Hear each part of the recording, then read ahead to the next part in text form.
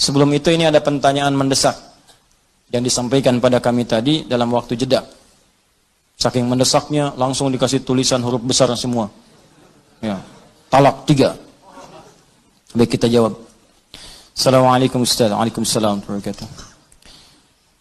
Ini kisah saja ya, tapi ini nyata. Suami saya mengatakan talak 1 kepada saya pada saat emosi, lelah setelah pulang kerja. Ya lelah sih lelah, tapi kan nggak harus bilang talak. Saya pikir dulu-dulu nggak ada orang lelah langsung bilang talak. Allah, lelah nih. Mas ini apa talak?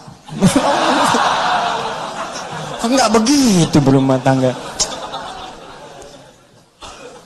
Ya, sebelumnya kita berantem. Nah ini dia. Ibu ini sebetulnya mau berumah tangga, apa mau main tinju? Kan rumah tangga mau buat sakinah, mawaddah rahmah, bukan untuk berselisih. Ya kita lihat dulu dah.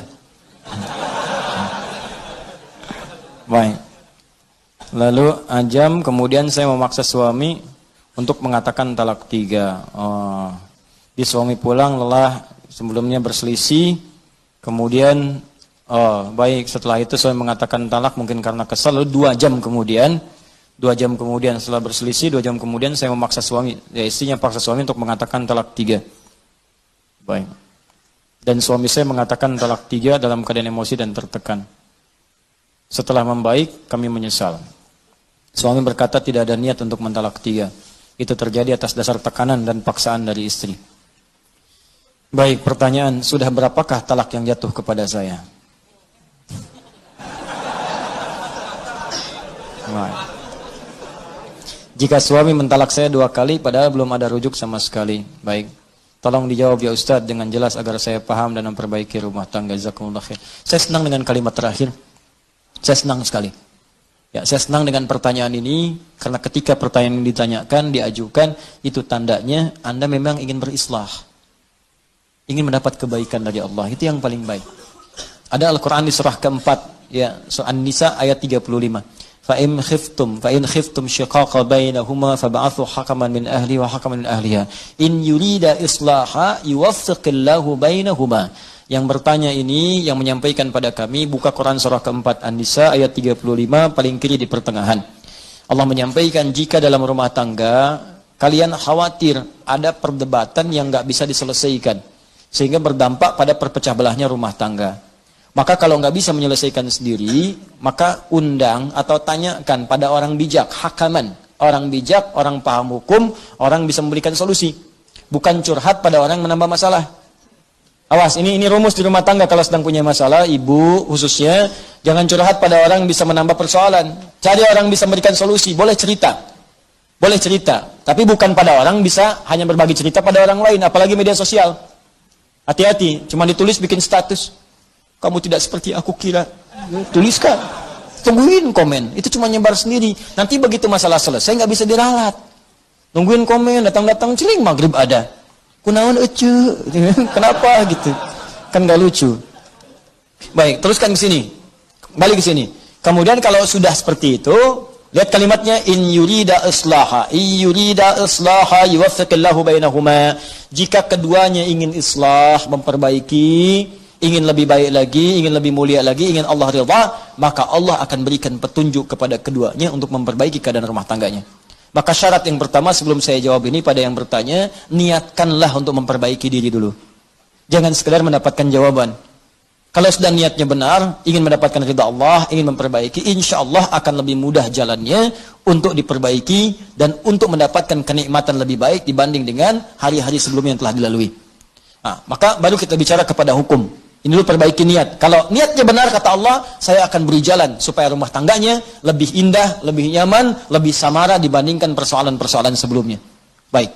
Maka hukumnya yang pertama apa?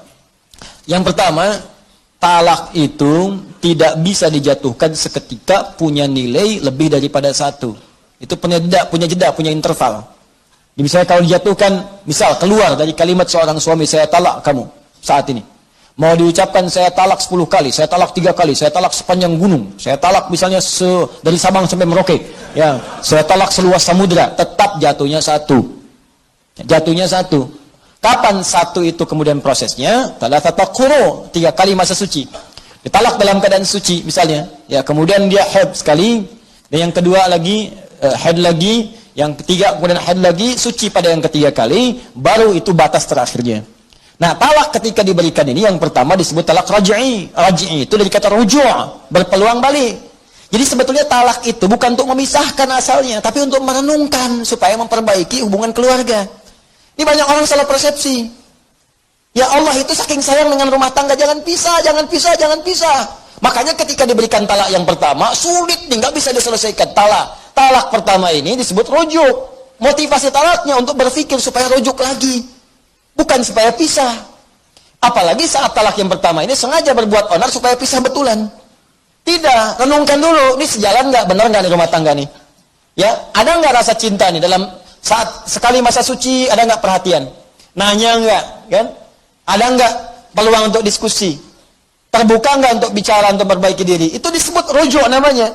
Kalau dalam masa itu tiba-tiba ada ungkapan, maaf, aku rasanya berbuat banyak kesalahan kemarin. Atau ada rasa rindu, tiba-tiba nggak keluar kata-kata itu, tiba-tiba malamnya berhubungan misalnya. Dengan berhubungan itu selesai, nggak ada akad, nggak ada macam-macam, talaknya nggak berlaku lagi, selesai di situ. Ya, talak pertamanya selesai dan rujuk dia di situ. Ya, cukup dengan mengucapkan misalnya kita rujuk lagi, atau tanpa kalimat itu cuma berhubungan malam harinya. Begitu berhubungan selesai. Ini memang agak unik, katanya kesal tapi berhubungan, kan? Itu tandanya masih sayang. Ya, tanda sayang, ada tanda cinta, sudah begitu berhubungan selesai, talaknya selesai, tuntas, rujuk lagi. Rujuk, nggak berlaku talak. Paham ya?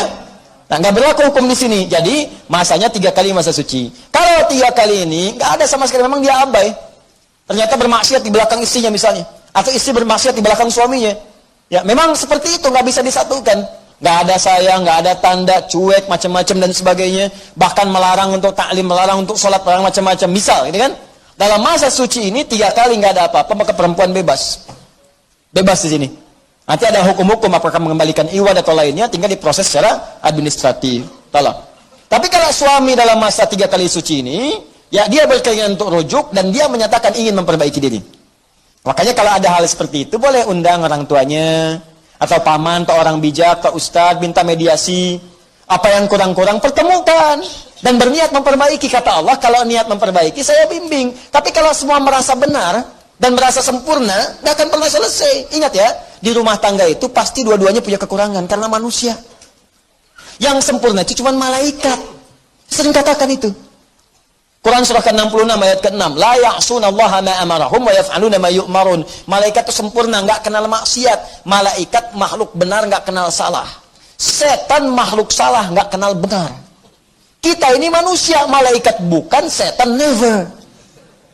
Ya, enggak pernah jadi setan, enggak akan pernah kita mau jadi setan, bukan malaikat. Karena itu kalau salah memang manusia, dan itu menandakan bukan malaikat, makanya kita salah. Untuk membedakan kita dengan setan, kita tobat, setan nggak tobat. Itu aja tandanya. Jadi kalau di rumah tangga ada suami salah, wajar karena suami bukan malaikat. Tapi untuk membedakan suami dengan setan, suami tobat, memperbaiki diri. Itu caranya. Istri salah, wajar ya istri, bukan malaikat. Mau dituntut sempurna, nggak akan mungkin. Kalau pengennya nikah sama malaikat sana. Tapi malaikat nggak punya hasrat, nggak ada nafsu, nggak ada macam-macam. Tugas itu sempurna, selesai. Ya, wa yaf'aluna ma yu'marun, nggak ada fungsinya kaitan dengan hasrat seksual dan sebagainya, nggak ada, kosong. Ya, makanya kalau istri berbuat salah, ya itu tandanya manusia. Masya Allah mama, manusia seutuhnya. Oh, Masya Allah. Kok papa tahu barusan salah. Ya, tapi untuk membedakan perempuan dengan setan, ketika salah, maka dia bertobat, setan tidak. Gampang sebetulnya. Nah, ini suami dengan istri kalau ada salah, merenung. Oh, mungkin dari kesalahan ini Allah ingin menyempurnakan sifat-sifat kemuliaan kita untuk belajar lebih baik lagi. Kadang-kadang kan kenikmatan itu lahir setelah ada kesulitan-kesulitan. Coba antum kan lari-lari capek kan. Oh, aduh kasih teh tubruk aja. Teh tubruk tuh, teh tubrukin, air tubrukin sama teh kan. Jadi itu, kasih gula dikit yang biasanya nggak minum, jadi enak tuh minum. Enak. Biasanya pengen ini, pengen itu, kasih air putih aja enak luar biasa. Ya enak gitu. Kenapa? Karena ada keletihan, setelah itu mendapatkan kenikmatan. Makanya yusrun lahir setelah ada usrun. Inna ma'al usri yusra. Di rumah tangga tuh kalau udah ribut, setelah itu senyum, jadi enak senyumnya itu. Nikmat, jadi canda, jadi macam-macam dan sebagainya. Ya, ya udah Pak, kita baikan. Ya udah, Papa sekarang mau kemana? Ke hatimu. Udah itu enak aja, Dul. Ya. Ya. Nah, jadi seperti itulah ya. Jadi wajar kalau ada persoalan. Yang kedua, jangan sembarangan mengucapkan kalimat-kalimat seperti ini. Karena ada 3 hal. Ya thalathatun, ada 3 persoalan. Jidduhunna jiddun, candanya itu jadi serius, candanya serius. Ya, di antaranya apa? Ada nikah, ada talak. Ada nikah, ada talak. Maka jangan bercanda dengan hal talak. Bisa jadi serius. Ya, jadi serius. Termasuk dengan pernikahan. Ini yang saya ingatkan juga, sinetron-sinetron tuh hati-hati. Kalau akad-akad nikah itu mesti dibiaskan kalimatnya, jangan disempurnakan. Itu kalau kemudian dia ucapkan dengan sempurna, saya nikahkan kau dengan si fulan dengan anak saya segini dan saya terima nikahnya. Benar kemudian walinya benar, terpenuhi ada semua, jadi itu. Jadi, ya kan? Sama dengan talak seperti ini. Jadi saya percepat, ini hukumnya tidak berlaku talak 3, tidak berlaku. Talak pertama jatuh dia hukumnya kalau diungkapkan dengan perasaan sadar, dengan benar, kalaupun nanti emosi dan sebagainya dan dipancing pada hal seperti ini. Ya, kalau sedang emosi, sedang marah, duduk. Kata Nabi kalau berdiri, duduk. Kalau sedang beraktivitas, diam dulu supaya tenang. Kalau sedang berdiri, duduk. Jangan berselisih dulu. Ya, marah, diam dulu. Makanya Nabi itu kalau ada persoalan di rumah tangga, diam. Didiamkan dulu Sayyidah Aisyah, diam dulu supaya berpikir semua. Sebab kalau sedang marah bicara, pasti keluarnya kasar. Kasar keluarnya.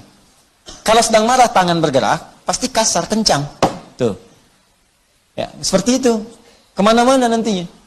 Diam dulu, itu rumusnya hebat di Islam. Cuman di Islam. Silahkan buka, cuman di Islam. Cek di setiap keadaan, setiap kepercayaan, nggak ada kaidah-kaidah itu. Ini urusan-urusan kaidah ya, dan urusan nilai. Silahkan. Sedang berdiri, duduk. Sedang duduk, berbaring. Tiduran dulu aja. Supaya lebih tenang dulu. Ya, kalau belum mampu juga wudu. Ya, amarah itu kan api. Api itu setan, padamkan dengan air. Wudu. Tenang gitu. Ya, jelas ya? Ya, bukan dengan pohon sengon, wudu. Wudu. Sudah, saya kira selesai jawabannya. Jadi sekarang yang bertanya pulang ke rumah, istighfar. Ya, malam sholat bersama-sama, suami jadi imam, istri jadi makmum, minta ridha Allah Subhanahu wa taala, minta bimbingan Allah, insyaallah setelah itu rumah tangga dalam keadaan damai dan tenang insyaallah ya.